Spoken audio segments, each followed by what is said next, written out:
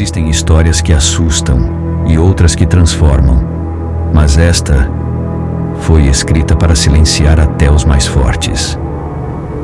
O que você vai ouvir agora não é apenas uma história antiga. É uma profecia sobre o futuro da humanidade, e quando terminar, você nunca mais verá o mundo da mesma forma. No silêncio mais profundo do céu, o cordeiro abriu o primeiro selo, e eis que surgiu um cavalo branco. Seu cavaleiro tinha um arco, mas sem flechas, e uma coroa lhe foi dada. Saiu vitorioso, mas sua vitória escondia um engano mortal. O segundo selo foi aberto, e outro cavalo surgiu. Ele era vermelho como sangue. Ao seu cavaleiro foi dado poder para tirar a paz da terra, e a espada mergulhou o mundo em guerra. O terceiro selo foi aberto, e vi um cavalo preto. O cavaleiro segurava uma balança, e ouvi uma voz que dizia: um dia inteiro de trabalho, por um pedaço de pão, e a fome reinava sobre a terra. E então, o quarto selo, um cavalo pálido. Seu cavaleiro tinha por nome Morte, e atrás dele vinha o inferno.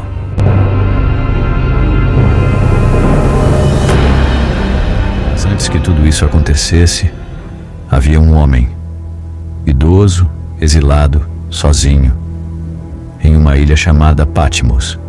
O nome dele era João, o último apóstolo vivo, condenado por causa da palavra de Deus e do testemunho de Cristo.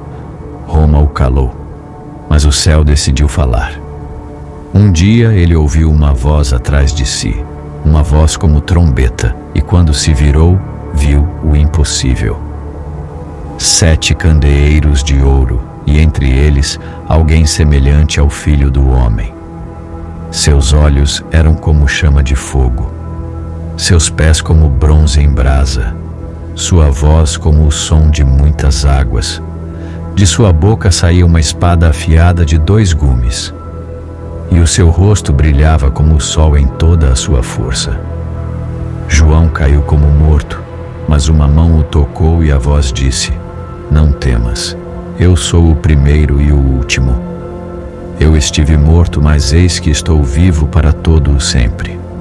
Então, o cordeiro ordenou: escreve o que tu vês e envia às 7 igrejas. A primeira carta, ao anjo da igreja de Éfeso. Vocês resistiram, não toleraram os falsos apóstolos, mas tenho contra vocês que abandonaram o primeiro amor. Se não se arrependerem, removerei o seu candelabro. A segunda carta, ao anjo da igreja de Esmirna. Eu conheço a vossa tribulação, conheço a pobreza e a blasfêmia dos que se dizem judeus e não são. Sereis lançados em prisão, alguns morrerão, mas seja fiel até o fim, e eu te darei a coroa da vida. A terceira carta, ao anjo da igreja de Pérgamo. Vocês não negaram a fé, mesmo diante do trono de Satanás. Mas tem entre vocês os que seguem a doutrina de Balaão. Se não se arrependerem, virei a vocês rapidamente e lutarei com a espada da minha boca. A quarta carta, ao anjo da igreja de Tiatira. Vocês cresceram em amor, fé e serviço, mas toleram Jezabel, que seduz meus servos à prostituição e idolatria.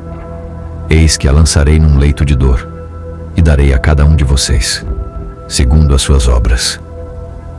A quinta carta, ao anjo da igreja de Sardes. Tens nome de quem vive, mas estás morto. Acorda, fortalece o que resta, porque não achei as tuas obras perfeitas diante de Deus. Se não vigiares, virei contra ti como ladrão. A sexta carta, ao anjo da igreja de Filadélfia. Tenho posto diante de vocês uma porta aberta que ninguém pode fechar. Vocês guardaram a minha palavra, não negaram o meu nome. Eis que venho sem demora. Conserva o que tens, para que ninguém tome a tua coroa. A sétima carta, ao anjo da igreja de Laodiceia. Vocês dizem: sou rico, de nada tenho falta. Mas não sabem que são pobres, cegos e nus. Eu estou a ponto de vomitar-vos da minha boca. Mas eis que estou à porta e bato. Se alguém ouvir a minha voz e abrir, entrarei em sua casa e cearei com ele. 7 cartas, 7 diagnósticos, 7 espelhos. Não eram apenas para igrejas de 2000 anos atrás, mas para nós, hoje, agora. De repente, João foi arrebatado em espírito, e diante dele, um trono de luz indescritível, e alguém estava assentado sobre ele. O que nele se assentava tinha a aparência de jaspe e sardo, e um arco-íris semelhante à esmeralda cercava o trono. Ao redor do trono, 24 anciãos, vestidos de branco, com coroas de ouro em suas cabeças. Eles se prostravam diante daquele que vive para todo o sempre, e lançavam suas coroas diante do trono. E do trono saíam relâmpagos, vozes e trovões. 7 tochas de fogo ardiam diante dele, que são os 7 Espíritos de Deus. E diante do trono havia algo como um mar de vidro, semelhante ao cristal, um reflexo que cegava os olhos, como se a eternidade estivesse congelada diante dele. E ao redor do trono, 4 seres viventes, um semelhante ao leão, outro semelhante ao boi. O terceiro tinha rosto como de homem, e o quarto era semelhante à águia em voo. Cada um deles tinha 6 asas, e estavam cheios de olhos por dentro e por fora. De dia e de noite não cessavam de clamar: Santo, Santo, Santo é o Senhor Deus Todo-Poderoso, aquele que era, que é e que há de vir. E sempre que os seres viventes davam glória e honra, os 24 anciãos se prostravam novamente e adoravam aquele que vive para todo o sempre, dizendo: Digno és, Senhor e Deus nosso, de receber a glória, a honra e o poder, pois tu criaste todas as coisas, e por tua vontade elas vieram a existir. E vi na mão direita daquele que estava sentado no trono um livro, escrito por dentro e por fora, selado com 7 selos. E vi um anjo forte, proclamando em grande voz: Quem é digno de abrir o livro e de romper os selos? Mas ninguém, no céu, na terra ou debaixo da terra, podia abrir o livro, nem sequer olhar para ele. E eu chorava muito porque ninguém fora achado digno de abrir o livro, nem de olhar para ele. Então, um dos anciãos me disse: Não chores. Eis que o leão da tribo de Judá, a raiz de Davi, venceu, e ele pode abrir o livro e os seus 7 selos.